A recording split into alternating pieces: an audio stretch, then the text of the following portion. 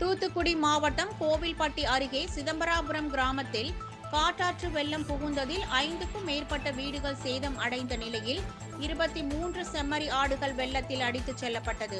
கோவில்பட்டி மற்றும் அதன் சுற்றுவட்டார பகுதியில் கடந்த 2 நாட்களுக்கும் மேலாக பலத்த மழை பெய்து வருகிறது.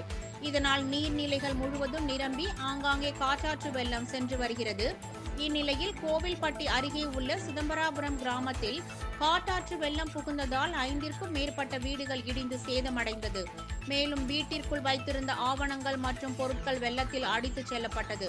அது மட்டுமின்றி அப்பகுதியில் வசித்து வரும் வேலுச்சாமி என்பவர் வளர்த்து வந்த 23 செம்மறி ஆடுகள் காட்டாற்று வெள்ளத்தில் அடித்துச் செல்லப்பட்டது. வீட்டிற்குள் வெள்ளம் புகுந்ததால் விரைந்து வந்த அதிகாரிகள் மக்களை அங்கிருந்து அப்புறப்படுத்தி சமுதாய நலக்கூடத்தில் பாதுகாப்பாக தங்க வைத்து உணவிற்கான ஏற்பாடுகளை செய்து கொடுத்துள்ளதாக மக்கள் கூறியுள்ளனர். இந்நிலையில் கோவில்பட்டி மற்றும் சுற்றுவட்டார பகுதியில் மீண்டும் மழை தொடங்கிய நிலையில் 2 மணி நேரத்திற்கும் மேலாக பெய்ததால் மழைநீர் வடிவதில் சிக்கல் ஏற்பட்டுள்ளது.